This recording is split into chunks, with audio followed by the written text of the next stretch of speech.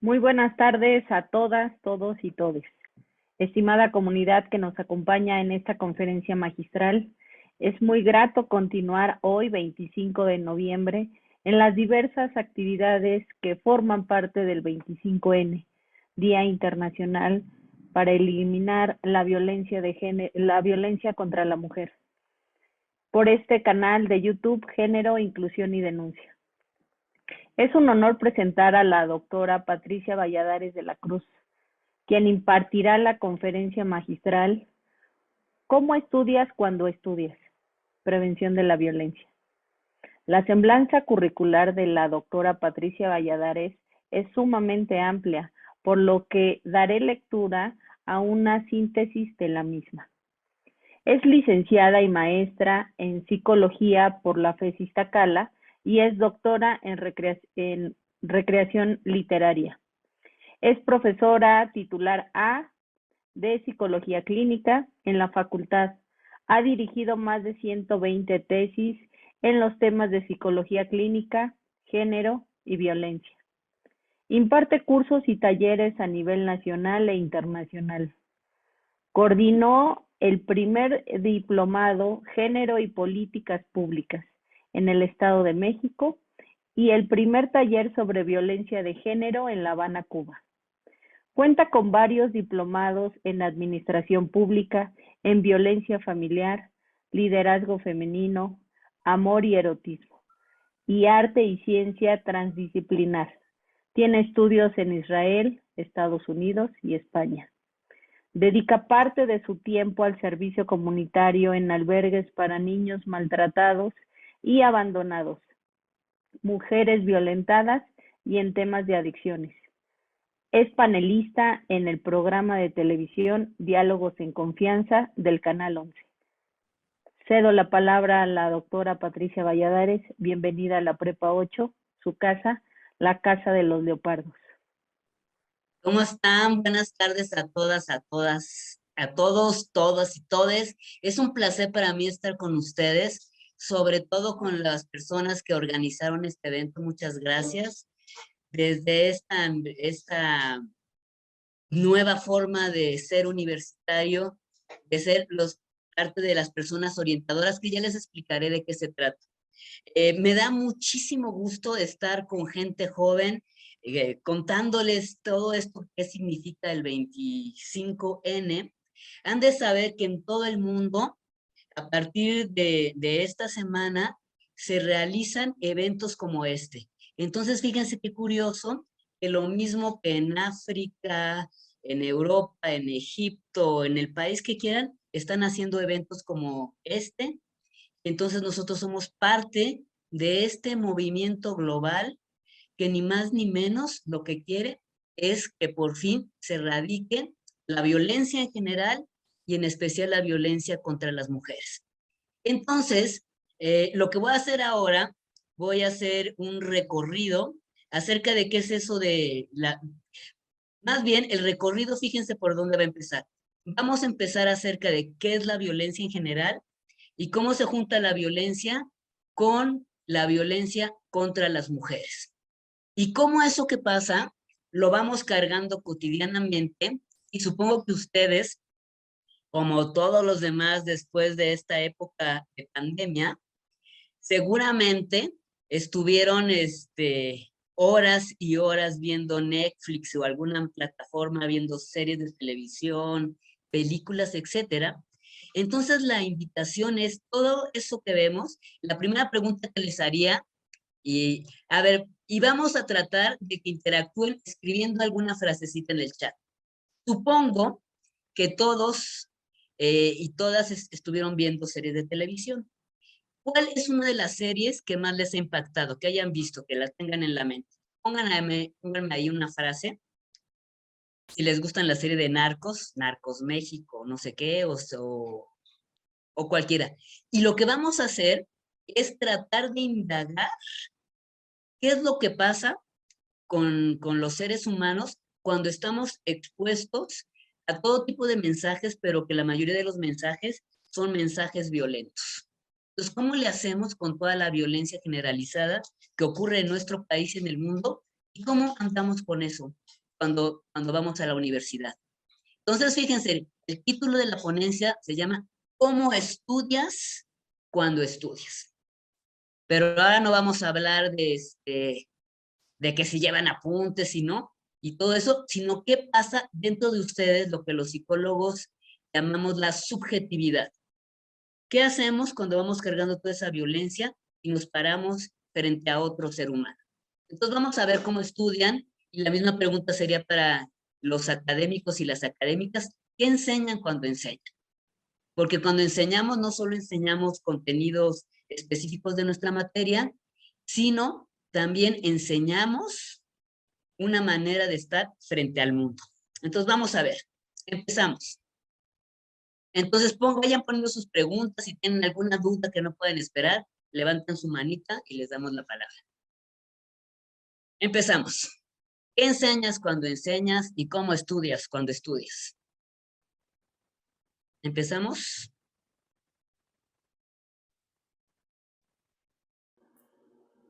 Tan, tan, tan, tan, tan, tan. Siguiente, doctora. Siguiente, por favor. Ok. Fíjense, se enseñan respeto. Siguiente, por favor. Entonces, fíjense, ya les dijeron en mi currículum, yo por un lado, nos regresamos al anterior, por favor. En mi currículum, yo por un lado, soy psicóloga de formación y mi segunda carrera es la literatura. Y entonces, todo el tiempo trato de combinar estas dos materias, lo que es la literatura y lo que es la psicología. Entonces, la primera cita, lo de los últimos ares, fíjense muy bien, cómo vamos a usar las series a nuestro favor. La primera, el primer epígrafe es la Casa de Papel. Y ahorita les voy a decir qué tienen que ver, porque vamos a ver cómo el impacto de la violencia de género ha permeado a Hollywood, a las series de televisión, y muchas de estas series nuevas, muchas, por lo menos algunos capítulos, tienen perspectiva de género. Entonces, la primera cita es que lo personal es político. Quiere decir que lo que pasa en nuestra vida privada, cómo nos relacionamos con nuestra familia, con nuestras parejas, etcétera, que aparentemente es un hecho privado, en realidad es una manera de estar frente al mundo. Y finalmente lo que hacemos en la vida privada afecta a la vida política, y lo que pasa en la vida política nos afecta en lo privado.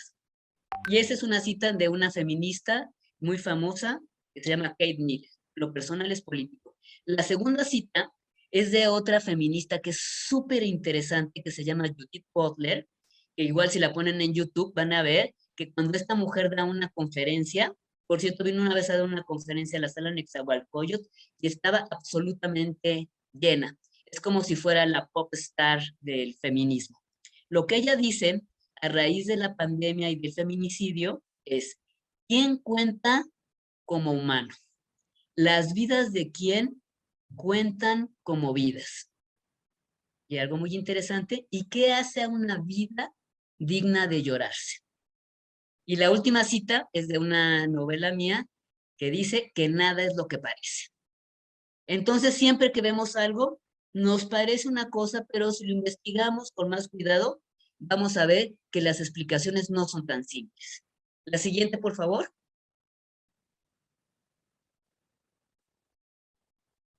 Y entonces, la primera cosa es que para hablar de violencia y de violencia de género, tenemos que aceptar que todos los problemas sociales no son simples, sino que transitan por diferentes factores que nos ayudan para entender la complejidad. Entonces, para entender la violencia de género, tendríamos que saber cosas sobre violencia, tendríamos que entender qué es eso de género.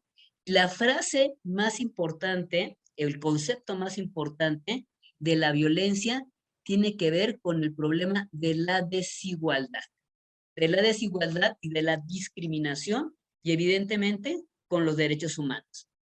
Y entonces está basada en todas las legislaciones nacionales e internacionales, pero lo que estamos rastreando en esta ocasión y en esta nueva temporada mía de conferencias de este año, lo que estoy rastreando es cómo nos relacionamos entre las personas a partir de los conceptos de violencia de género y de desigualdad.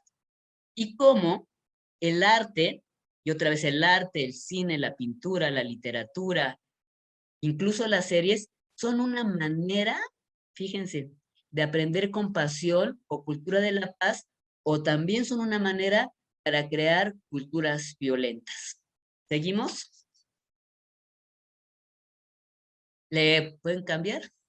Y entonces, vamos, lo que les voy a estar preguntando toda la conferencia, y espero que se lo pregunten ustedes, es ustedes, ¿qué les pasa cuando ven, cuando están expuestos a numerosas formas de violencia? ¿Cómo les afecta?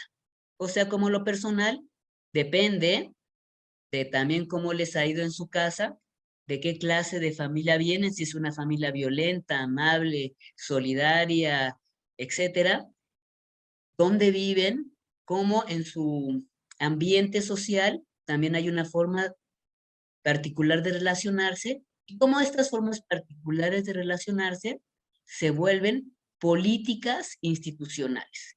¿Qué es lo que pasa en su querida Prepa 8 de cómo si se trata igual a los estudiantes mujeres, a los estudiantes hombres? Y aquí me sale un letrerito que no sé si yo le puse. ¿Es mi compu? Ahí está.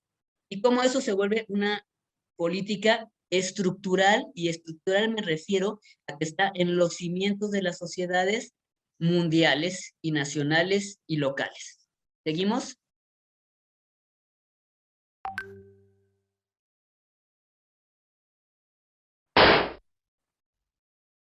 Entonces, en primer lugar, la violencia es una manifestación del abuso de poder y de dominio con la intención de controlar a los otros. Fíjense muy bien, es el abuso del poder con la intención de controlar a los otros. Aquí, en esta violencia, no implica necesariamente hacer daño, simplemente es aplicar políticas de control, y muchas veces esta política de control tiene que ver con, como dicen los papás, lo hago por tu bien. Me duele más que a ti lastimarte, pero es una forma de educarte. En cambio, hay otro tipo de conductas que sí hay una finalidad de dañar a otras personas. Entonces, para que nosotros seamos violentos, tiene que haber una motivación para dañar, tiene que haber un uso de la fuerza de muchas maneras y causar daño. La siguiente, esas rayitas que implican. Y entonces, fíjense, implica que para que seamos violentos, tenemos que tener una serie de ideas que nos van a justificar por qué maltratamos a los otros. Porque los otros son peligrosos, porque son delincuentes, porque son sicarios, porque son negros, porque son blancos, porque son transgénero, o cualquier idea que tengamos donde supuestamente estamos en peligro, y entonces nos justificamos para usar algún tipo de fuerza, ya sea física, psicológica o simbólica, y lo que producimos son daños a la otra persona, pero no solo a la persona, sino también podemos afectar a toda una comunidad, a todo un país, etc. Entonces la pregunta para todos los presentes, todas las presentes, es ¿qué tan violentos o violentas son? Del 1 al 10, donde el 10 es súper violentos, son hijos del Mencho o de alguno de los capos narcos, y 1 son hijos y hijas de la Madre Teresa de Calcuta. ¿Qué pondrían ustedes? ¿Qué tan violentos son del 1 al 10? Escriban así rápidamente un numerito con esa pregunta. ¿Qué tan violentos son? 4. A ver, pongan. Rápidamente. 4, 2, 3. Les digo, todos somos parientes de Gandhi. 3, 4, 5. 2, 1. Dejémoslo hasta ahí. Ahora fíjense lo que les voy a preguntar. ¿Qué tan violentos son los mexicanos. Por lo que vemos en las noticias, en las series de televisión, si fuéramos de otro país, ¿qué tan violentos somos? Entonces por ahí me ponen 8, 6, 7, 9, 8, 8, 7, 7, 8, 9. Dejémoslo hasta ahí. Fíjense muy bien, y voy a hacer un diálogo socrático. Explíquenme algo. Cuando nosotros pensamos en el país y qué tan violentos son los mexicanos o qué tan violentos somos en el país, entonces, como percibimos, decimos que 8, 9, 10, o sea, muy violentos. Pero cuando preguntamos qué tan violentos somos nosotros, entonces sucede que somos bien pacíficos y súper amables. 2, 3, 4. Y entonces, ¿de dónde salió tanta violencia? Cuando pensamos que los mexicanos son violentos, ¿en qué están pensando? ¿Quiénes son los violentos? En una palabra. Los sicarios, los papás, los militares, ¿qué? ¿Quiénes son los violentos que producen tanta muerte en este país? ¿Los hombres?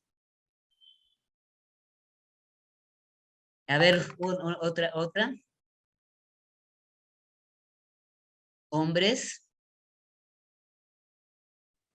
delincuentes. Y fíjense qué curioso en las palabras, sicarios y delincuentes. Cuando yo leo delincuente, automáticamente pienso en delincuente hombre. ¿Alguien piensa en delincuente mujer? No, ¿verdad? Otra vez lo tenemos como asociado a que la violencia tiene cara masculina y las víctimas tienen cara femenina. Exacto, y entonces si lo pensamos más, podemos pensar que las personas, hombres, mujeres, etcétera, todos tenemos la posibilidad de violentar, no solo los delincuentes, los sicarios, sino bajo ciertas condiciones extremas seguramente tenemos probabilidades de violentar. Pero así como tenemos posibilidades de violentar, también tenemos posibilidades de crear lo contrario, que son sociedades amables y pacíficas. ¿Seguimos? La siguiente, por favor. Y entonces, de eso quería hablar con ustedes. Si pensamos en la violencia generalizada, fíjense qué horrible y tiene que ver con ustedes, jóvenes preparatorianos. México, según la OCDE, en una cita del 2017-18, ya saben que la OCDE es una organización de países donde se mide la seguridad, la pobreza, la escolaridad, la esperanza de vida. ¿Y qué creen? Qué vergüenza. México es el último lugar en seguridad, es el más pobre y con más baja escolaridad y con menos esperanza de vida. Peor que muchos países centroamericanos y latinoamericanos. Entonces es muy interesante cómo ustedes preparatorianos, en realidad, ustedes están en una situación privilegiada gracias a que fueron capaces de entrar a la universidad y van a tener la posibilidad de tener un mejor estilo de vida solo por tener la posibilidad de estar, además en una institución tan prestigiada como la UNAM, en un lugar donde van a aprender muchas cosas que les va a permitir tener una mejor calidad de vida. Y entonces, pero ya vimos que esto no es fácil. ¿Saben que de cada 100 estudiantes que entran a la primaria, de cada 100 estudiantes, solo 10 van a llegar a la universidad? Y de esos 10 que van a llegar a la universidad, solo van a terminar la carrera el menos del 50%. De 100, solo 5 van a ser profesionales por todas las cosas que pasan en su estatus social, ¿no? Así es que por lo pronto, lo que pasa en México es que tenemos un nivel de violencia, fíjense, como se mide la violencia en el mundo, se mide a través de cuántos homicidios ocurren. En México, en algunas ciudades conflictivas, como en Tampico, Matamoros, Ciudad Juárez, ahora Irapuato, etcétera, hay una tasa de homicidios hasta de 20 homicidios por cada 100,000 habitantes. Y miren cómo se mide lo mismo que el COVID por cada 100,000 habitantes. Para que entiendan de qué estamos hablando, en la Unión Europea, en los países europeos, es de menos de 5. nosotros tenemos 4 veces más homicidios. Y en México, ahí está en hay un ranking de ciudades más violentas en el mundo. México tiene al menos 4 ciudades que están consideradas como de las más violentas. Y también tenemos un nivel altísimo de feminicidios y de transfeminicidios.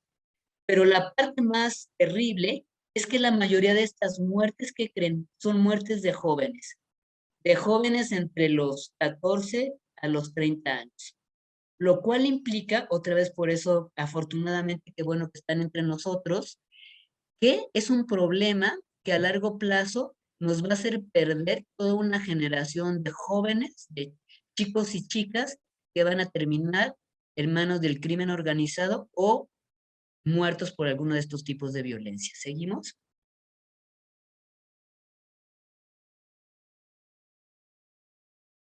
Aquí está. Fíjense bien. ¿Se acuerdan que empecé hablando de Judith Butler, donde ella se preguntaba de qué vidas cuentan como vidas, ¿no? ¿Cómo nos afectará vivir en una sociedad donde diario hay 94 homicidios y 11 feminicidios? O sea, diario no se mueren, matan en este país a 105 personas. Y hay como 90,000 desaparecidos y la cifra crece todos los días, que muchos están desaparecidos, enterrados en fosas clandestinas.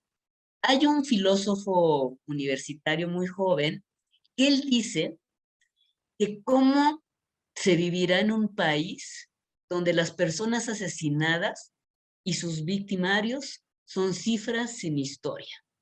Atrás de estos homicidios y de estos feminicidios y de estos 90,000 desaparecidos hay personas con un nombre, con apellido, con una historia, con familias, con sueños, que finalmente desaparecen y se vuelven solo cifras. Lo que dice Arturo Aguirre, este filósofo, que vivir cotidianamente en una violencia reiterada, estamos expuestos a esa violencia, es como si viviéramos en espacios violentos, en espacios dolientes, o sea, espacios de duelo. Si ustedes piensan en un velorio y ahora con todo el asunto del COVID, en ese estado tan terrible para los seres humanos, que es la pérdida de un ser querido, todo lo que pasa en un velorio y en un entierro, imagínense esto repetido los últimos, del 2006 para acá, donde hay este tipo de guerra no declarada. Pero lo más terrible, y otra vez tiene que ver con los jóvenes, que todo pasa tan rápido que ni siquiera nos detenemos a pensar qué pasa con esos duelos privados, qué pasa con tanta muerte. Como digo yo en mi novela, ¿dónde estaba escondido tanto odio? Porque como ustedes ven, y esta conferencia es un ejemplo, estamos en esta conferencia, nos quedamos pensando, nos cambiamos, vamos a otra clase, luego vemos un poco de televisión y todo pasa tan rápido como en las redes sociales que nunca tenemos tiempo de detenernos a pensar. Y el trabajo principal de los universitarios y nuestro privilegio es que nosotros tenemos espacio para pensar y para discutir qué es lo que nos está pasando. ¿Cómo le hace uno? Imagínense que todas las mañanas, si ven las noticias, ¿qué les pasa? ¿Qué pasará cuando ven una imagen de ahora que pasó en Zacatecas de hombres colgados o descabezados? ¿Qué pensará un niño que va pasando por ahí, ve las noticias? ¿Qué pensarán? ¿Que es cierto, que no es cierto, que es un juego de video? ¿Qué? ¿Qué les pasa a ustedes? ¿Qué nos pasa a nosotros con tanta muerte? ¿La vemos o preferimos echarnos para atrás para que no nos duela? ¿Seguimos? Por ahí me preguntaban si se puede erradicar la violencia contra las mujeres. Vean esta foto, que es la marcha 8M 2020. Vean muy bien la foto, no sé cuántos de ustedes estuvieron ahí. ¿Por qué marchan las mujeres? ¿Qué hacen ahí tantas mujeres y tantos hombres? ¿Qué quieren? ¿Tienen idea lo que quieren las mujeres? Exacto. Aquí nos comentan que la violencia, de tanto verla, se vuelve un hecho normal que ya no nos pasa nada. Nos curtimos, como dicen en los pueblos. Ya no nos afecta. Supuestamente. ¿Seguimos? Y por favor díganme cuando termine, porque si no me puedo echar yo 3 horas aquí, ¿no? Entonces, para entender, entonces ya vimos por un lado que la violencia persiste, ¿saben por qué? Porque la violencia es un negocio mundial. Los negocios más redituables que producen más dinero en el mundo, el número 1 es el narcotráfico, el segundo es la trata de personas con fines de explotación sexual o laboral, el tercero es el tráfico de armas. Entonces, ¿por qué existe la violencia? Porque muchas gentes se benefician con la violencia. Entonces, ya tenemos el fenómeno de la violencia y este desorden que hay en esta mal llamada guerra contra el crimen organizado, pero la otra cosa que está pasando al mismo tiempo, pues tenemos el fenómeno de la violencia y tenemos el fenómeno del género. El género, para decírselo rápido, es el conjunto de ideas, representaciones y atribuciones construidas en cada cultura basada en la diferencia sexual. Quiere decir, claro, que el ambiente familiar va a producir violencia, pero fíjense, el género está en la cabeza, son ideas que tenemos acerca de cómo deben ser los hombres y cómo deben ser las mujeres. El género no está en los genitales, ni son si tienen cuerpo de mujer o de hombre. Están en las ideas que tenemos acerca de cómo son los hombres y cómo son las mujeres. Lo que hizo el concepto de género es relacionar históricamente cómo se educa a los hombres y cómo se educa a las mujeres y cómo esta relación de hombres y mujeres es una relación de poder. Es decir, donde casi siempre los hombres pensados como género, como grupo social, controlan y dominan a la mitad de la población, que son las mujeres, o los que son femeninos. Y ahí es donde entra el concepto de transgénero. Y lo que dice mi heroína Judith Butler es que este proceso no es natural. No es cierto que las mujeres son así y los hombres son así. Eso es algo que se va creando con la cultura. Algo que hace muy bonito Judith Butler es que es un concepto no fijo. Nadie, es un concepto también dentro de la psicología, nadie nace así. Esas son teorías muy antiguas de la psicología. No existen cerebros masculinos y femeninos, no. Vamos a ver, y no nos va a dar tiempo de hacer todo un análisis de qué pasa en los cerebros, pero déjenme ver si está aquí para explicarles esto de que no es fijo y más bien depende de las condiciones espaciales, o sea, del espacio donde se desarrollan las personas. Y Judith Butler lo dice muy bonito, que se dice que son actos performativos. ¿Han visto alguna vez un performance? Un performance es algo como una mini obra de teatro que muchas veces los actores lo hacen en la calle, donde representan un papel. Eso es un performance. Y entonces lo que dice Judith Butler, que nosotros vamos haciendo por la vida un performance, comportándonos como mujeres, como hombres, como gays, como transgénero, o lo que ustedes quieran, como machazos, etcétera, pero que este es un performance que no es fijo y que nosotros, lo importante de eso es que lo podemos ir transformando de tal manera que no seamos obligados a comportarnos como hombres o mujeres, dice el sistema. Exacto, y entonces la violencia también es una forma de performance. Les voy a contar una anécdota que aprendí no en la psicología, sino en la literatura.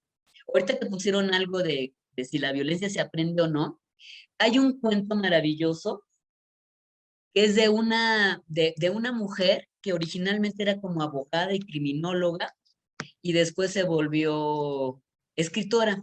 Y entonces ella narra, que por cierto no me acuerdo, Raciel, tú que todo lo sabes también en literatura, te gusta mucho, el cuento se llama La bandida. Y entonces se trata de una mujer que asaltaba, por ahí de los años 50, se subía a los camiones y asaltaba.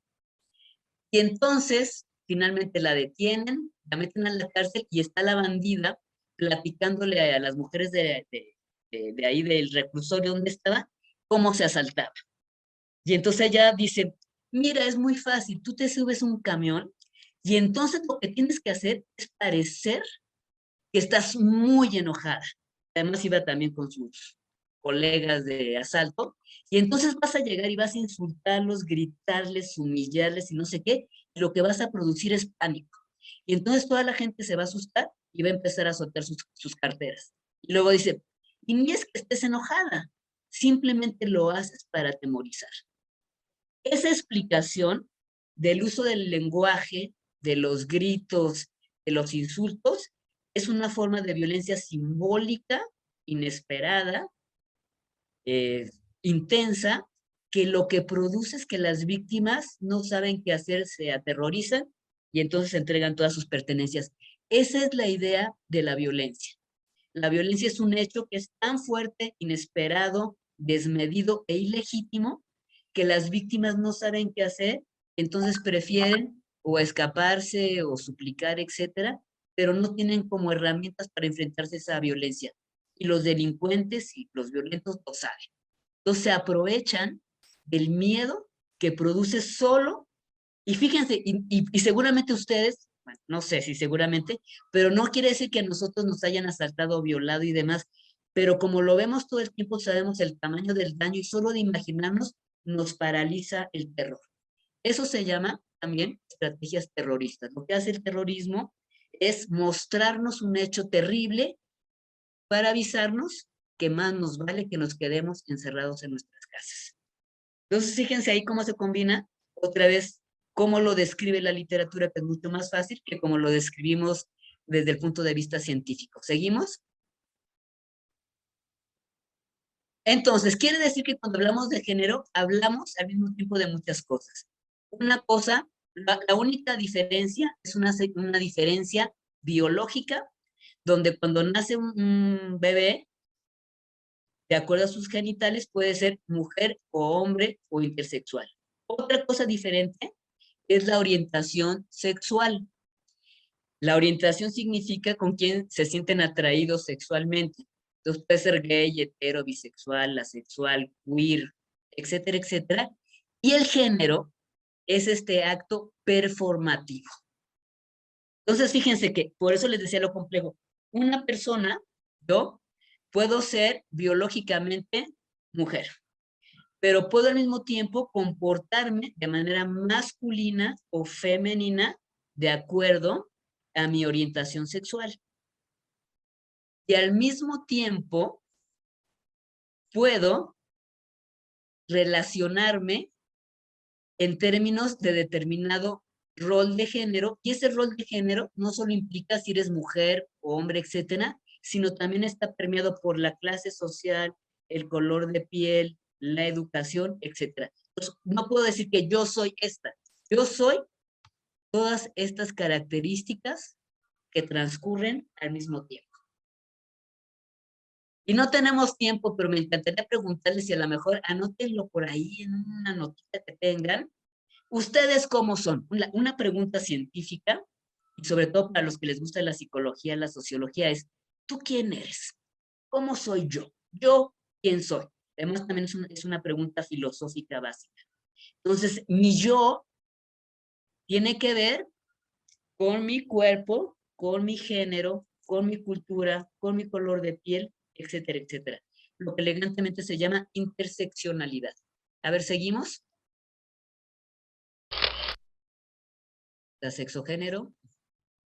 Y entonces, lo que podemos decir que la violencia es un problema gravísimo que tenemos en nuestras sociedades y en México particularmente, porque nos habla, y es lo que dicen todos los investigadores durante la pandemia, que literalmente vivimos en una crisis civilizatoria por violencia.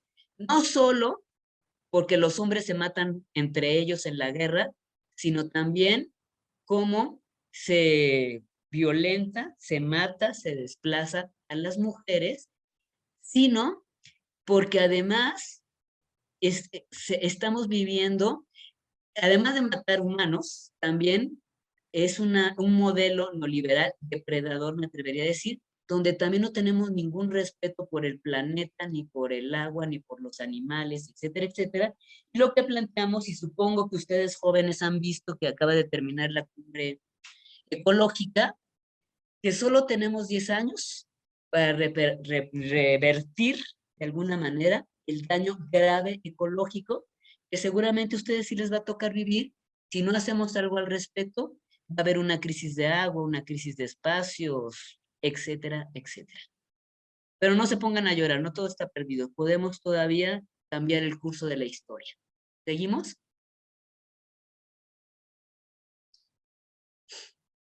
Ahora sí que no más violencia. Entonces, el problema de la violencia es que produce grupos vulnerables. No porque los grupos vulnerables sean las mujeres, los infantes, los envejecientes, los indígenas, etcétera, etcétera. La vulnerabilidad se produce también socialmente a partir de las políticas de exclusión.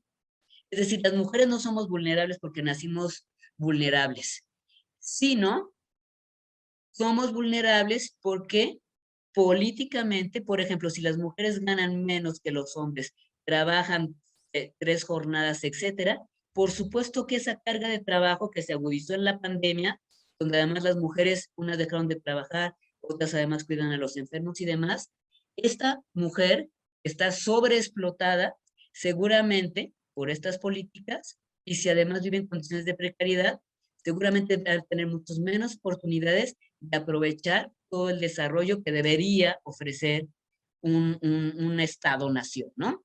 Y lo mismo podríamos decir de los envejecientes, de los indígenas, etcétera.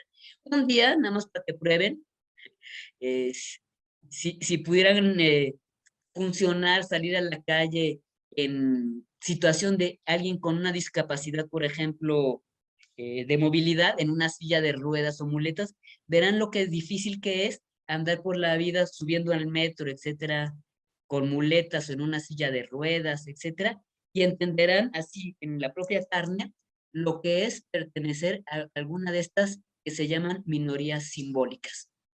¿Seguimos? Porque ustedes me dirán, bueno, ¿y qué tiene que ver eso con la universidad? Entonces, me voy a saltar eso, lo que quiere decir, lo que hay atrás de la desigualdad y de la discriminación es una suerte de odio, de narrativas del odio, le llamo yo, en contra de los diferentes. Y la cosa más clara es la quema de brujas que había en la Edad Media, porque se pensaba que las mujeres eran brujas. Ahorita vamos a ver un meme. O el Ku Klux Klan contra los negros, o los nazis contra los judíos, etcétera. Eso se llama crímenes de odio. ¿Seguimos? Lo que pasa en México de los chairos contra los fifís, los de Frena contra los de Morena, etcétera. Lo que sabemos que en el mundo, uno de los prejuicios más consistentes es el odio o desprecio hacia las mujeres. Ese es consistente en todas las culturas. ¿Seguimos? Pero no me voy a clavar en eso porque quiero llegar a la universidad. Pero vean este meme que circula por ahí, el feminismo alienta a las mujeres a que dejen a sus maridos, maten a sus hijos, practiquen brujería, destruyan el capitalismo y se conviertan en lesbianas. Si ustedes leen esto en el Face o en Instagram, donde quieran, ¿qué piensan cuando leen eso? Supongo que, como yo, soltarán alguna sonrisa irónica. Pero piensan que este meme está diciendo la verdad. ¿A qué les suena? A ver, una frasecita. ¿Quién quiere decir algo? Alienta a las mujeres a que dejen a sus maridos, maten a sus hijos, practiquen brujería, destruyan el capital, y lo peor que pueden hacer es convertirse en lesbianas. Fíjense, este meme a mí me gusta ponerlo porque es el ejemplo del prejuicio y del odio contra las mujeres. Y del odio, además no solo de las mujeres, las feministas, bueno, ya es el colmo de los seres despreciables. Quizás nos reiríamos, pero lo que hay atrás es hay desinformación, prejuicios, misoginia, etcétera, etcétera. Lo grave es que si este mismo meme lo presentamos en otras personas que tengan otro nivel educativo, por ejemplo, nos dirán, pues sí es cierto. Voy a decir, pinches viejas, así son pero es más, para ponerles un ejemplo, hace poco atendí a una chica. Fíjense que lo que es la vida de curioso. Una muchacha de 18 años que era hermana de un ministerio público. Esta chica era de las manifestantes del 8M, etcétera. Cuando salió de su casa para ir a la manifestación, que vivía, vamos a poner en Chimalhuacán, un vecino le dijo, Ahí se van de revoltosas, no entienden, pinches viejas que no sé qué. La muchacha lo volteó a ver y le hizo caso y se fue a la marcha. Cuando regresó de la marcha, en la noche, literalmente el vecino la asesinó. Suena súper terrible, ¿no? Pero el asunto, este asesinato, visto desde afuera y de una manera también muy simple, es un asesinato de odio. Ya el tipo se lo había advertido. ¿Para qué van de revoltosos a hacer esto? Entonces, si están de revoltosas haciendo todas estas malignidades, entonces era justificable para el hombre haberla asesinado. Súper primitivo. Quédense pensando en eso. ¿Hasta dónde podemos llegar con esos discursos de odio? ¿Seguimos? Y miren, volviendo a las universidades, aquí hay un libro que me encanta, fíjense, Las mujeres que leen son peligrosas. Y se trata sobre historias de mujeres que han sido intelectuales en su época o que han roto las reglas, entonces siempre las han considerado como peligrosas y entonces deben ser sujetas al control para que, otra vez un dicho mexicano, para que no se salgan del huacal. ¿Seguimos?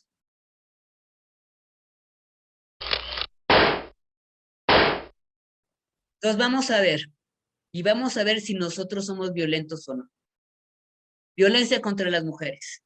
Cualquier acción u omisión basada en el género, por ser mujeres, que cause daño o sufrimiento psicológico, físico, patrimonial, económica, sexual o la muerte, tanto en el ámbito privado como público.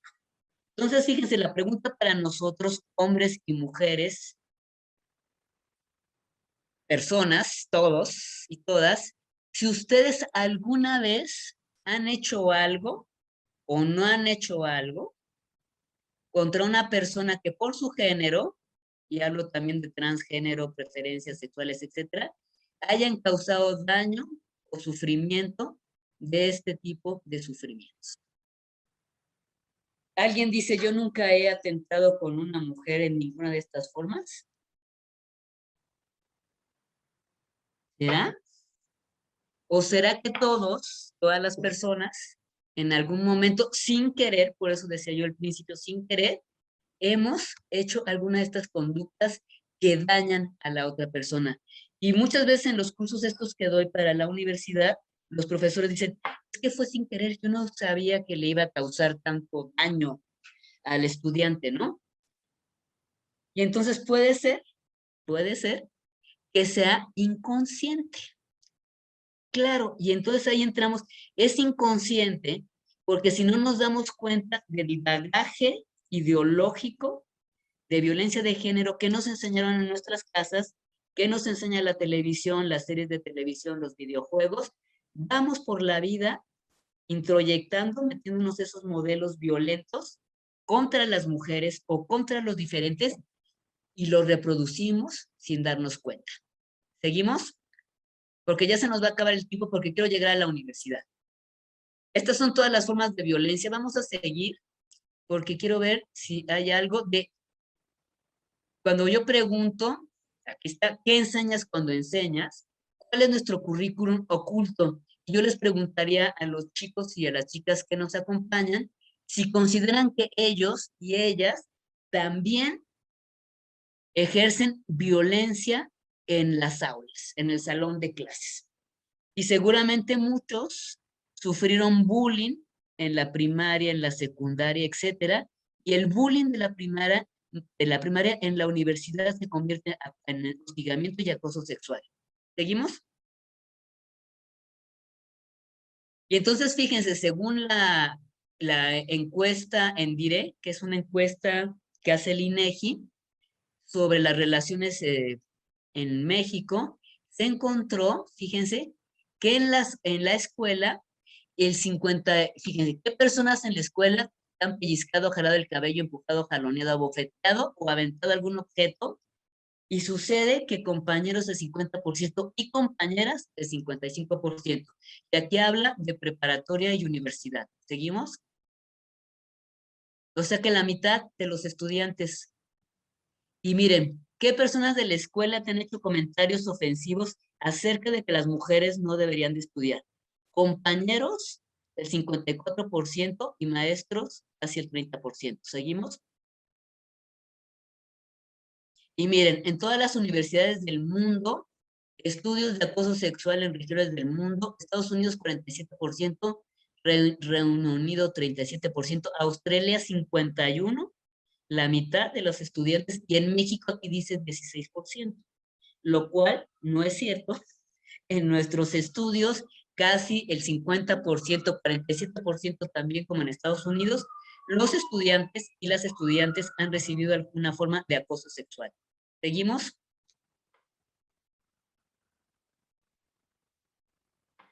Entonces, fíjense, el acoso y el hostigamiento es una práctica en todas las universidades del mundo y en las preparatorias, y está basado en el abuso de poder, por eso empecé hablando sobre poder, de género, entre los académicos y académicas, y también ocurre entre profesores o entre administradores y funcionarios contra los académicos, o entre pares, entre estudiantes.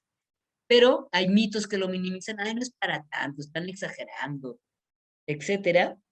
Pero el problema es que esta violencia, la violencia que tenemos afuera y la que tenemos dentro de la universidad, nos impide desarrollarnos académicamente y personalmente, tanto a los estudiantes como a los académicos. Y sobre todo, atenta contra nuestro derecho a recibir clases y a enseñar también en ambientes libres de violencia. ¿Seguimos? A ver qué otro misterio nos tiene. Me voy a saltar esa porque quiero que vean a qué nos a qué nos referimos con acoso. Bueno, es muy complejo. Hostigar en la universidad implica, puede ser un delito ante el Ministerio Público, una falta administrativa o una falta laboral. ¿Seguimos? Ahí está. Esta es la que quiero que vean. Para que nosotros nos demos cuenta si estamos ejerciendo acoso, hostigamiento o estamos recibiendo, nosotros diseñamos este cuadrito para que la gente tenga idea de a qué nos referimos. Entonces, el primer nivel, que se llama acoso menor, implica que la manera de hacerlo es verbal. Y fíjense muy bien lo que está contenido como violencia. Chistes de contenido sexual, piropos, conversaciones de contenido sexual, pedir citas, hacer preguntas sobre la vida sexual, insinuaciones sexuales, pedir abiertamente relaciones, sin presiones, presionar después de una ruptura sentimental, llamadas telefónicas y 20,000 watts, ¿no? Fíjense, aquí es verbal y normalmente es persistente y puede ser por WhatsApp, por Zoom, etcétera, etcétera. Pero ahí es verbal, acoso menor. Medio es no verbal, es físico, pero no hay contacto. Acercamientos excesivos, miradas insinuantes, gestos lascivos, muecas y cartas.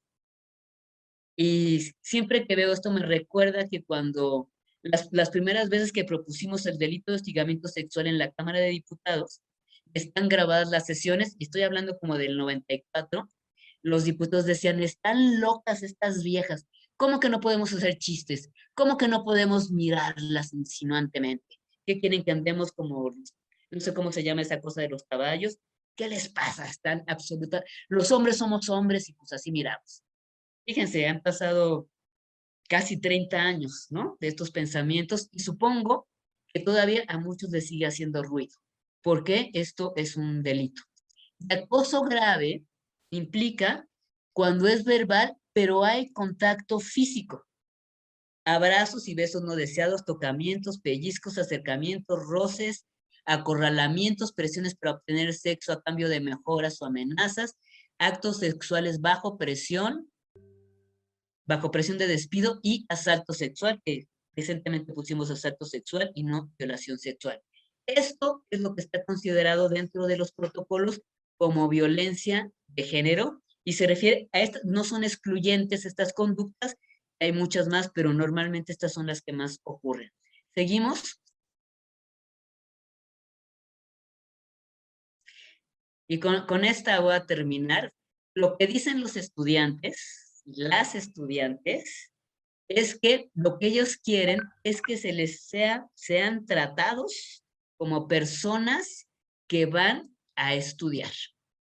O sea, que no es necesario añadirle, preguntarle a los estudiantes cuál es su orientación sexual o que les hagan comentarios sobre su apariencia, sobre su sexo, sobre sus criterios, en los criterios de examen.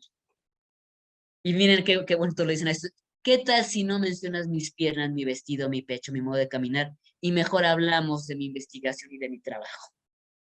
Eso es lo que queremos, que las clases tengan que ver con hechos académicos o con hechos sociales que sean democráticos e incluyentes. A ver, una más. Y acá está, lo que les pasa a los estudiantes. Otra vez. También puede ser violencia física, violencia verbal, insultos, discriminación, menosprecio, y se arman unas campales. Ya ven que ahora todos acostumbramos a tener grupos de WhatsApp con nuestros compañeros de trabajo, entre los alumnos o entre los profesores. Las batallas campales que se arman en los WhatsApp cuando algunos estudiantes deciden escoger a uno para bulleárselo, ya sea por gordo, con lentes, por etcétera, etcétera. Y si vieran los niveles de violencia sexual, es así, verdaderamente impresionantes.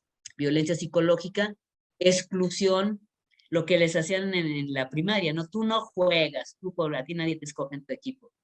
Evidentemente violencia sexual, todo lo que ocurre en las redes. Yo creo, a ver, déjenme ver qué sigue, lo dejo hasta aquí para dejar tiempo a las preguntas. A ver, nada más díganme qué más hay. Ah, bueno, aquí están todas las leyes y todos los cambios que ha habido en la universidad para tratar de atender de manera digna a toda la comunidad universitaria. Yo lo dejaría hasta aquí para dar paso a que pregunten, ¿qué les movió esta presentación?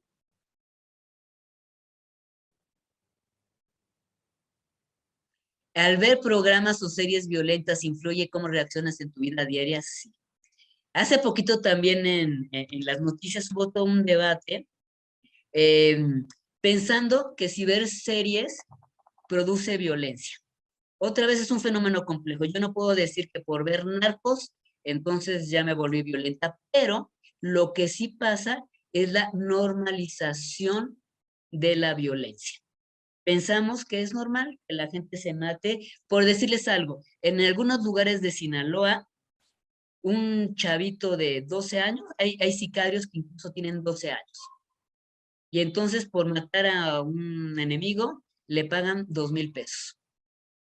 Si lo vemos desde nuestra visión urbana, Ciudad de México y demás, nos parece un asunto verdaderamente abominable.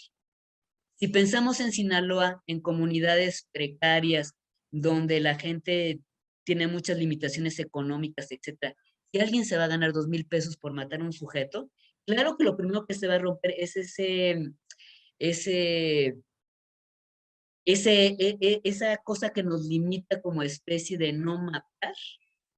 Pero dadas esas circunstancias, una vez que rompe uno esa barrera humana, pasa a ser como una parte del trabajo.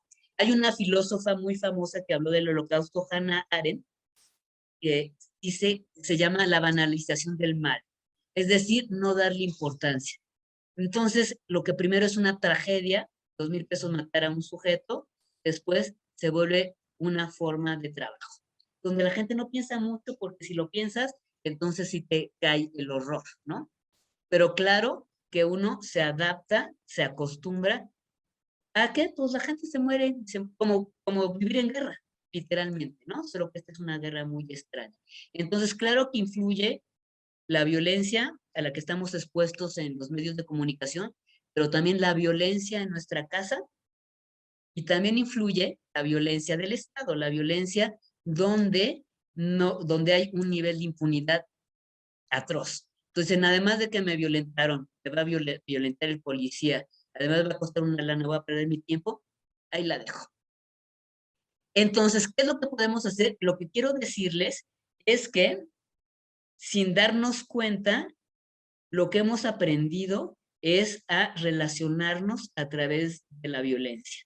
Lo que estamos aprendiendo ahora es a relacionarnos por medio de la violencia extrema. Dice Rita Segato que se llama pedagogía de la crueldad.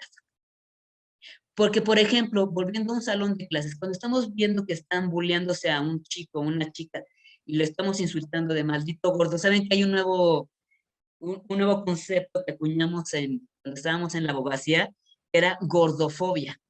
O sea, literalmente porque alguien es gordo, gorda, una serie de maltratos, de ofensas y demás. Lo que a mí me llama la atención es que habrá 3 o 4 burladores en contra de esa persona, pero los otros 15 estudiantes no hacen nada. Están viendo, se sienten incómodos, medio tienen esa sonrisa incómoda, pero no hacen nada. Entonces la pregunta es, ¿por qué? ¿Por qué los que violentan, violentan? ¿Por qué la víctima no ejerce sus derechos? ¿Y por qué los otros no hacen nada? Entonces ahí es donde todos nos entrelazamos en hechos de hacer o no hacer. Y es responsabilidad de todos buscar las alternativas para transitar a un modo de relación, hasta se oye hasta como medio ridículo, de buen trato, de amabilidad, de tolerancia. Suena así como si fuera, ay, sí, esta que se fumó, que está pensando en que podemos tratarnos como buenas personas. Pero vamos a las preguntas. Ahí me decía alguien que qué puede hacer si tu jefe es violento. Otra vez. Entonces, tenemos el problema, tenemos 2 opciones: cerrar los ojos y decir, no pasa nada, normalizarlo, o conferencias como esta y todas las, si no son las marchas, es el 25N, no sé qué, que nos haga, que nos caiga el 20 y nos inyecte esa semilla que tienen todos los jóvenes de el deseo de cambiar y de hacer mejores sociedades. Eso es a lo que apostamos, a rescatar esa semilla de rebeldía, de crítica, y entonces pensar que podemos hacer sociedades diferentes y no estas con las que tenemos. Entonces, si alguien tiene un jefe violento, hay muchas cosas que se pueden hacer. Primero, darse cuenta y no naturalizarlo, y entonces echar a andar todos los mecanismos que hay para poner un límite a esta violencia. Pero a ver, abrimos las preguntas, compañeros. Prepa 8, ¿cómo le hacemos? Sí, si gusta, las puedo ir yo leyendo Y conforme si las han quieres, ido colocando. Por aquí nos preguntan, ¿cómo podemos ayudar para erradicar la violencia? Desde pregunta de una de sí. nuestras estudiantes. Ujú. Viene otra pregunta que nos mencionan, ¿cómo se relaciona la violencia con el chantaje? ¿El chantaje es violencia? Sí. Ujú. Una muy interesante, ¿cómo podemos saber si estamos conviviendo con personas violentas? ¿Qué podemos hacer? Ujú. ¿Qué tanto influye la violencia familiar en una persona violenta? Ujú. Por aquí tenemos un comentario. El meme que se mostró me llevó a pensar que las personas que están en contra del feminismo tienen miedo que la mujer tome el papel que le corresponde y tiren abajo el sistema actual.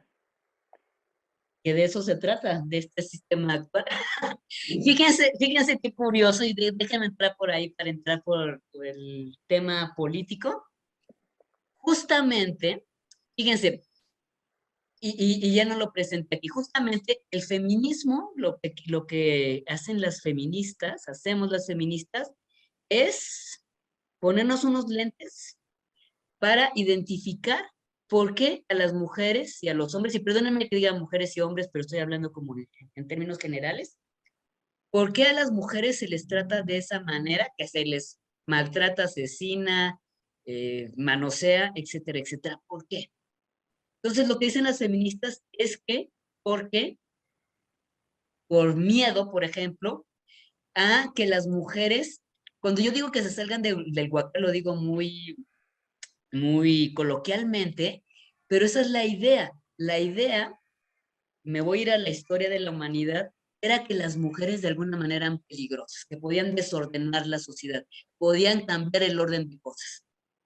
Efectivamente, podían cambiar lo que ahora conocemos como sistema patriarcal. Y como eran peligrosas, entonces habría que mantenerlas bajo control, metidas en sus casas. Hay otro dicho mexicano que dice, las mujeres como la escopeta, cargadas y atrás de la puerta. Y que es decir, la forma de control siempre ha sido el control a través del cuerpo, a través del embarazo, de cómo se usa el aborto para controlar a las mujeres, etcétera, etcétera, que estén casadas y con muchos hijos, por decirlo muy tradicionalmente. Pero el mundo cambió. Pero lo que quieren las mujeres es decir, esta cosa no nos gusta, ni tampoco nos gusta, porque no todos los hombres son violentos, abusivos, etcétera, etcétera. Ni todas las mujeres somos frágiles florecitas del campo. Lo que queremos es el derecho de ser como queremos ser. Y en ese sentido, sí es revolucionario, sí es transgresor contra la sociedad, entonces todos los cambios siempre producen mucho miedo.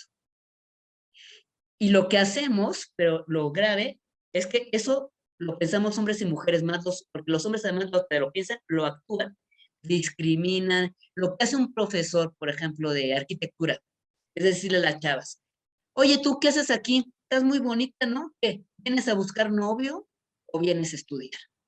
Fíjense, en primer lugar, el profesor no tendría por qué hacer ningún tipo de comentarios sobre el aspecto físico de la estudiante. Lo que le está diciendo es que no tiene capacidades para terminar una carrera y que seguramente para lo único que sirve es para casarse y tener hijos, ¿no? Como el meme. Aquí lo extraño es que es un profesor universitario y seguramente muy buen profesor que sepa mucha arquitectura, pero dentro de su ideología está todo este prejuicio de género.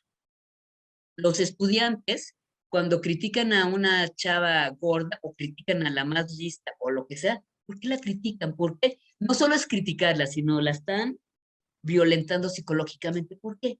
Porque un estudiante tendría como tan mala leche contra una de sus compañeras. ¿Por qué? Habría que preguntar exactamente qué pasa en su casa, en su familia, en su comunidad, qué tipo de cosas está expuesto, qué tipo de series de televisión, de programas, etcétera, que lo hace repetir ese odio contra una compañera por su aspecto físico. Y no se diga contra las identidades sexuales diferentes, ¿no? Donde el escarnio en muchos lugares implica asesinato. No solo maltrato y burlas, implica asesinato. Entonces estamos hablando que los prejuicios matan.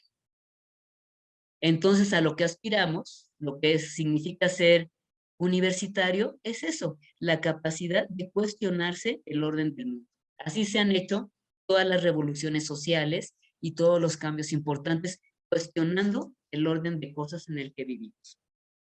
Pero a ver, ¿qué podemos hacer nosotros? Pues podemos hacer muchísimas cosas. Lo primero que podemos hacer es estar en eventos como este, donde nos piquen la curiosidad de cuestionarnos, ay, pues si nunca me había pensado que no tengo por qué ser así, ¿verdad? Tengo que ser como yo quiera ser. ¿Pero cómo quiero ser?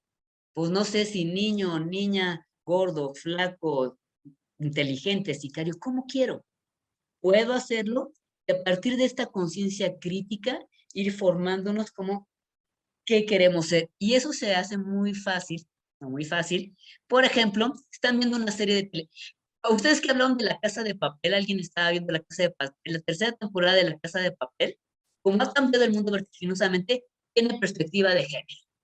Así literalmente, cómo toman las decisiones, cómo se comportan los hombres, cómo se comportan las mujeres, etcétera, etcétera.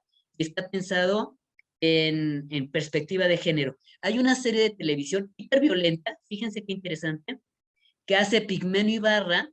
Pigmenio Ibarra, él y su esposa, que es una feminista muy famosa, es el creador, no sé, ustedes seguramente ni habían nacido, de una telenovela que se llama Mirada de Mujer, que después volvieron a poner, que era la primera vez donde rompían 20 patrones de género. Una mujer mayor que se enamoraba de un joven, y el caso contrario, etcétera, etcétera. Este Pigmenio tiene una serie que se llama La Ingobernable, que es sobre narcos, etcétera, etcétera, pero la diferencia es que es con perspectiva de género. Súper interesante. Entonces, ¿qué es lo que podemos hacer? Ver las noticias, ver una serie, lo que quieran, pero sacar a la discusión de nuestros cercanos qué piensan. ¿Está bien o está mal la violencia? ¿Por qué ocurre? Ponerla en la tele, en la palestra de la discusión, porque juntos pensamos mejor. Dejen que mis perros terminen de molestar al vecino justamente. Y entonces, cuando hablamos del tema, le quitamos ese misterio y lo podemos desmenuzar y buscar alternativas de relación. Por ejemplo, violencia familiar en términos de pandemia. Imagínense, yo no sé qué pasa en sus casas, pero lo que dicen las estadísticas es que las mujeres, además de trabajar, ahora juegan a ser las profesoras de los niños chiquitos, hacen la comida, etcétera, etcétera.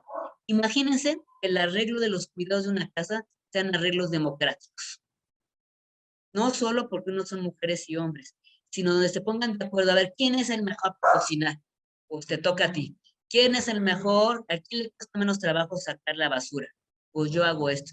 Donde se puedan compartir las tareas, donde el trato, por ejemplo, otra vez volviendo al lenguaje, hay familias o personas o grupos donde todo el intercambio es un intercambio de violencia verbal. Lo que no sé si les dije a ustedes, pero eres una pendeja, hágale la televisión. Partido mañana que juegan los Pumas, ¿no? Que la mujer diga, ay, yo creo que van a ganar los Pumas, y que voltee el esposo y le diga, estás pendeja, de seguro va a ganar en la América, tú te vas a saber de fútbol. Algo que es como un comentario futbolero, lo que hay atrás está diciendo muchas cosas. Las mujeres no saben de fútbol, a ti qué te importa, tú no tienes derecho de opinar, y lo dice con tal autoridad que la mujer, una mujer violenta diría, sí, perdón, o no diría nada. ¿Qué pasa con los hijos que ven esa forma de violencia? Lo naturalizan y entonces lo van a repetir. Entonces, todo el tiempo que hablamos, nos comportamos, usamos de determinada manera el lenguaje, estamos reproduciendo modelos o violentos o pacíficos. Ahora, si nos damos cuenta, cuando uno chismea, por ejemplo, ahí viene fulanita, fíjate que tal. El chisme es una forma de violencia verbal, de violencia simbólica. No nos están pegando, pero lo que estamos es tratando de dañar, con querer o sin querer, a otra persona. Los que oyen el chisme están fascinados también jugando ese juego del daño o la burla a la otra. Ese es un hecho violento, que llevará mucho tiempo decir, ¿será? Bueno, depende qué chisme, etcétera, etcétera, pero otra vez lo tenemos normalizado. Lo que queremos es desnormalizar la violencia. Pero a ver, si quieren más preguntas. Sí, tomando en cuenta este comentario y que se repite un poco, ¿cómo disminuir y en cierta medida, cómo dejar de normalizar esa violencia que se vive por las preguntas que generan los estudiantes de manera generalizada? No, algunos no han puesto en un espacio en específico. ¿Qué puedo hacer si una autoridad es violenta? ¿Cómo se puede apoyar a una persona que no se ha dado cuenta que sufre violencia? Considera que es muy difícil dejar de relacionar, en este caso estigmatizar a solo los hombres contra la violencia. Con la deconstrucción se puede llegar a erradicar la violencia. Y una última pregunta que sería, ¿es lo mismo la violencia de género y la violencia contra las mujeres? Primero, ¿por dónde empiezo? A ver, por la estigmatización. Lo que ha pasado, y creo que tenemos que repensar en eso, cuando se dan cursos de violencia de género, y depende quién da los cursos y el nivel de capacitación, muchos compañeros me han dicho que cuando salen de los cursos, salen con la sensación de que los hombres están siendo estigmatizados y violentados. Que estamos diciendo que todos los hombres son unos violadores, abusivos, no sé qué. No, otra vez, entendiendo la complejidad, no todos los hombres son violentos, ni todas las mujeres son hermanitas de la caridad. Otra vez, el género, dijimos, está en las ideas, ¿sí? Lo que sí es una realidad es que el 90% de la violencia le ejercen los hombres contra las mujeres. Al menos la violencia, las formas de violencia y de acoso sexual. Nosotros hicimos una investigación y ese otro 10% que sí cometían las mujeres, no era violencia sexual, pero era también violencia de género.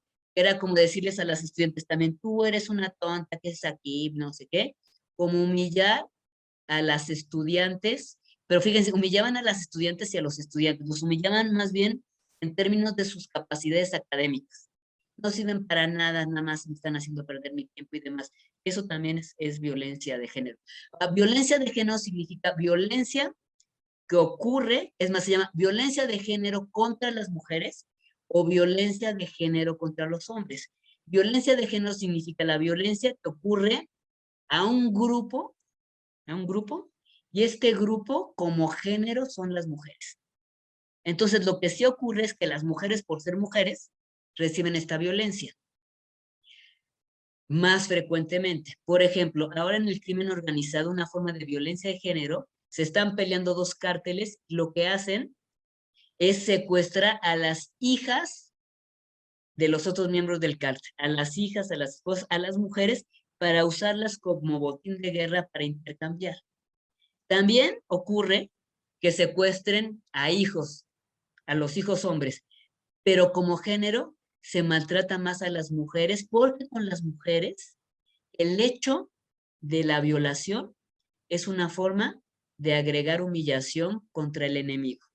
Y eso ha ocurrido en todas las guerras de la historia de la humanidad. Las mujeres como parte del botín. Eso es violencia de género contra las mujeres. Ahora, violencia de género contra los hombres quiere decir que a un grupo de hombres, por ser hombres, se les violenta.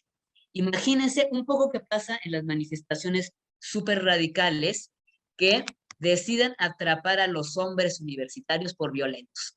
Y entonces que haya cacería de hombres violentos y entonces los maltraten, los encierren por solo ser hombres, independientemente si fueron agresivos o no. Eso es violencia de género contra los hombres. Pero eso ocurre en ni siquiera están registrados en la proporción que ocurre esta violencia, pero sí ha ocurrido en las colectivas que dicen, los hombres no entran, punto, no entran. Esta es una colectiva de mujeres y no entran. Esa es violencia de género contra los hombres.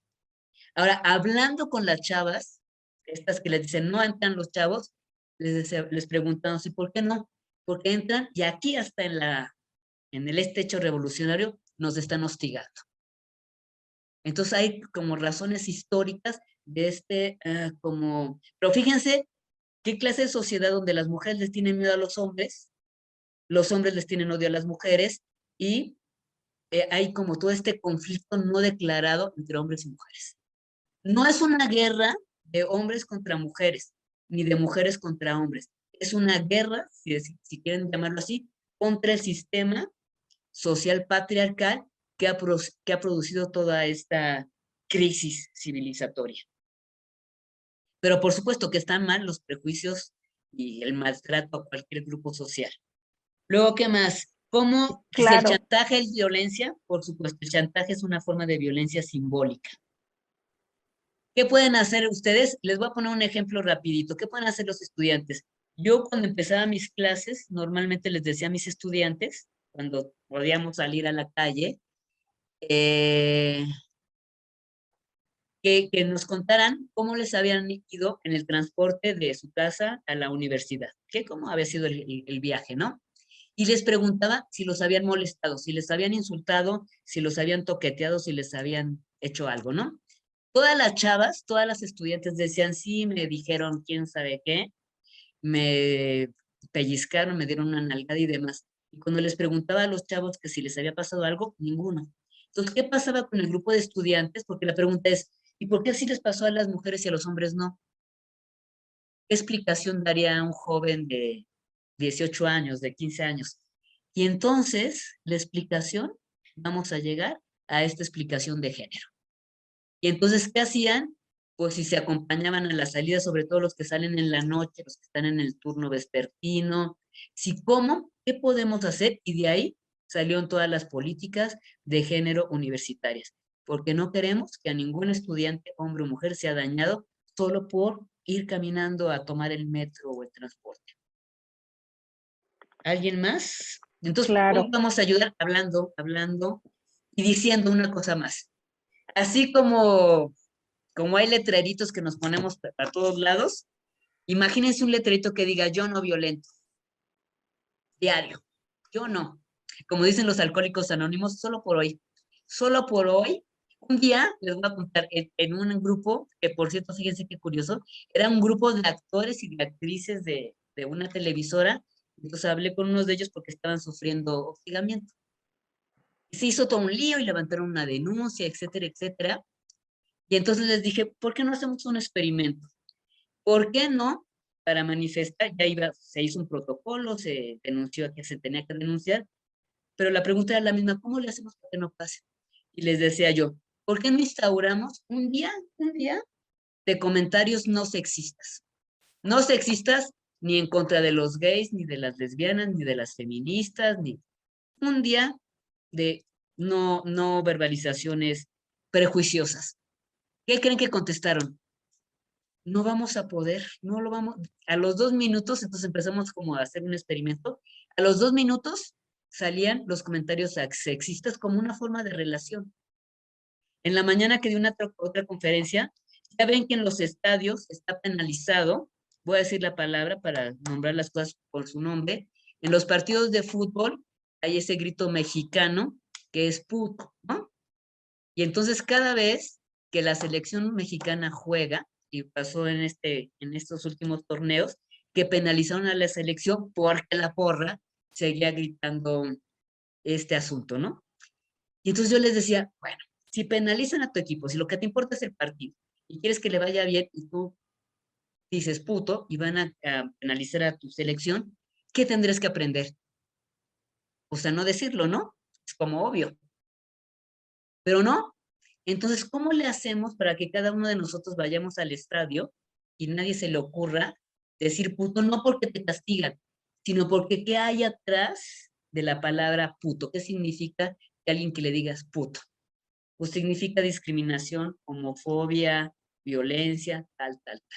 Nada más porque significa eso, yo procuro no repetir esa palabra. O como decirle puta a sus compañeras, ¿no? ¿Por qué no decirles no putas? Porque puta significa en este contexto tal. No es divertido. Aunque parezca divertido y todo el mundo se ría, no es divertido porque es un hecho de violencia simbólica. Aunque no nos hayan tocado ni un pelo. Ujú. Entonces yo creo que por ahí podemos navegar primero haciéndonos cargo de nuestra propia violencia y decir yo no, o al menos voy a tratar que no. O si lo hice, me doy cuenta, pido disculpas y vemos de qué otra manera nos podemos relacionar. Pero es hacerme de cargo yo. Y lo otro es presionar a las autoridades para que estas cosas no se repitan como forma de relación de enseñanza-aprendizaje universitario. sin duda. Hay una pregunta aquí en el chat referente a cómo seleccionamos, de qué manera podemos lograr que lo que consumimos en el entretenimiento no vaya hacia la violencia y me parece que el comentario va más a que no influye en nuestras vidas, que es lo que comentan aquí. Hay Claro, porque... otro, hay, Sí, dime. digo, le digo Sí, dos dime. preguntas más. ¿Se justifica algún caso la violencia contra las mujeres? Y una última pregunta, ¿se ha demostrado que las personas que cometen violencia de género pueden presentar algún padecimiento psicológico? Con estas tres preguntas concluiríamos en la sesión de preguntas.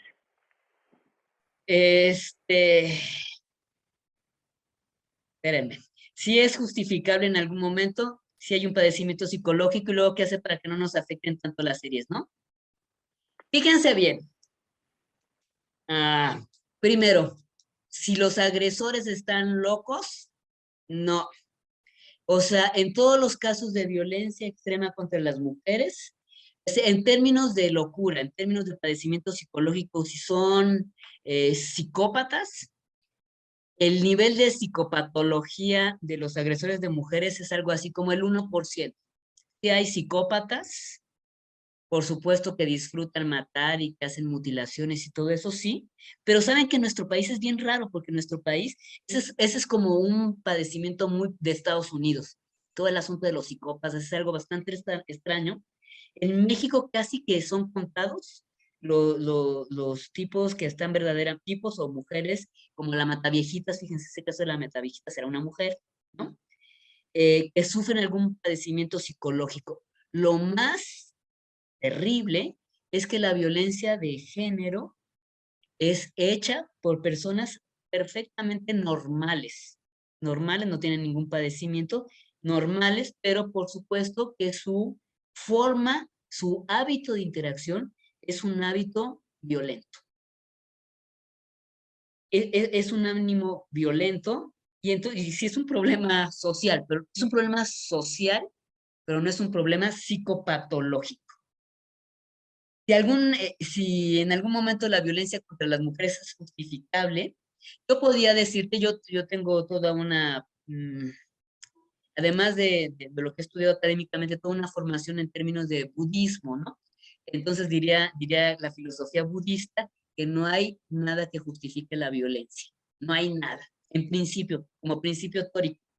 Sin embargo, muchas veces también la realidad es que la violencia se justifica si está en peligro nuestra vida, como lo que se conoce como defensa, ¿cómo van en los delitos? Defensa, no es defensa personal. Es justificable en términos de estar en riesgo mi vida o la de mis hijos, por ejemplo, ¿no? Si llega una mujer asesina y entonces... Legítima defensa, ¿no? Legítima defensa, exactamente. Pero es bastante raro, y también otra de las cosas cuando me preguntaban sobre las diferencias de hombres y mujeres en términos de violencia, otra vez la violencia es un fenómeno social que pasa por el poder. Si las mujeres no tienen poder, porque les dirá cuál es el nivel el porcentaje de mujeres violentas es mínimo, pero no porque seamos más bonitas, tengamos útero y demás, sino porque no tenemos poder. Entonces, es interesante rastrear qué pasa con las mujeres que tienen poder. Por ejemplo, una mujer que sea una funcionaria con mucho poder, ¿ustedes creen que hostigue? Que el hostigamiento es abuso de poder. Pues por supuesto que sí. Hay muchas probabilidades que también use su poder para hostigar sexualmente o laboralmente a sus trabajadores. ¿Sí? Otra vez, no está en los genitales, sino está en nuestra historia de educación. Ahora, ¿qué asunto con las series? Yo soy una devoradora de medios de comunicación. Si obviamos el canal 2, que es el que me produce respuestas emocionales inadecuadas, pero parte de mi trabajo es precisamente analizar los discursos en los comerciales, en las series de televisión, en las telenovelas, en los partidos de fútbol, etcétera. Entonces, la única manera que nos salva de recibir todo eso es seleccionar lo que vemos.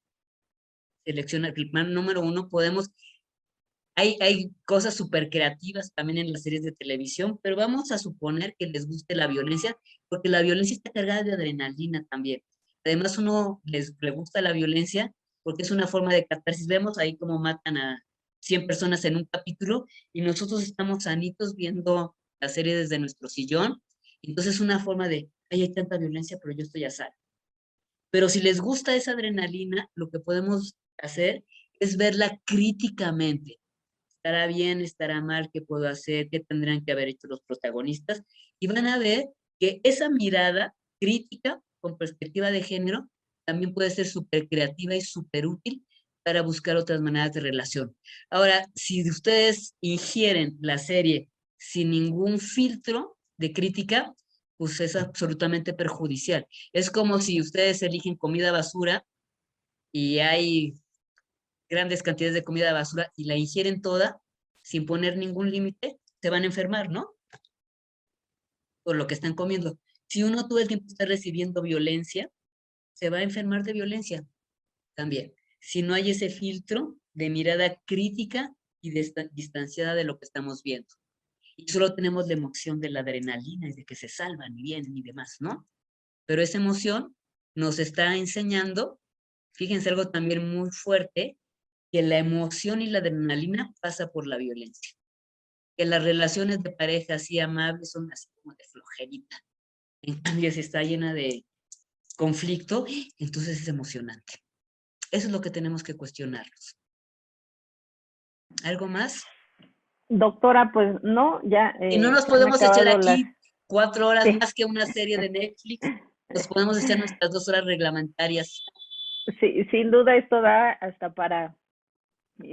por algo hay talleres, cursos, diplomados, hay especialidades de estudios de género y bueno, a todos los estudiantes que han estado aquí presentes escuchando su conferencia, seguramente les ha dejado muchos aprendizajes, mucho que reflexionar, mucho que informarse, sobre todo es súper importante la información. Y bueno, es una oportunidad nuevamente acercarlos a este tema que seguimos constantemente en el plantel 8, dando los espacios para hablar precisamente de cómo se relacionan nuestros estudiantes y cómo evitar esa violencia en los espacios académicos. Ahorita, a pesar de que estamos a la distancia, tenemos pues aulas virtuales, formas de comunicarnos por medio de redes sociales. Y bueno, doctora, ha sido un gusto moderar esta conferencia y bueno, con esto damos por terminada su conferencia en el marco del 25N. Los esperamos en la próxima transmisión en vivo por este mismo canal titulada Mesa de Diálogo con el estudiantado del plantel 8 a las 5 de la tarde. Muchas gracias y muy buenas tardes. Buenas tardes. Que les vaya muy bien. Gracias.